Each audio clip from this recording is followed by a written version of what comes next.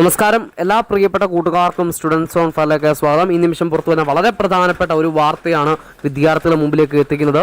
കേരളത്തിലെമ്പാടും മഴ പെയ്യുന്ന ഈ ഒരു സാഹചര്യത്തിൽ നമ്മുടെ കേരളത്തിലെ +1 വിദ്യാർത്ഥികളെ സംബന്ധിച്ച് പ്രധാനപ്പെട്ട ഒരു വാർത്ത ഈ നിമിഷം പുറത്തു വരുന്നുണ്ട്.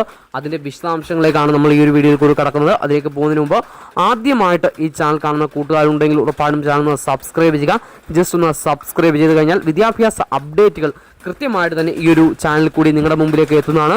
അപ്പോൾ ജസ്റ്റ് സബ്സ്ക്രൈബ് ചെയ്ത് ഒന്ന് ലൈക്ക് ചെയ്ത് ജസ്റ്റ് വീഡിയോ ഒന്ന് സപ്പോർട്ട് ചെയ്യാൻ കൂടി ശ്രദ്ധിക്കുക. ജസ്റ്റ് ഒന്ന് ലൈക്ക് ചെയ്യുക.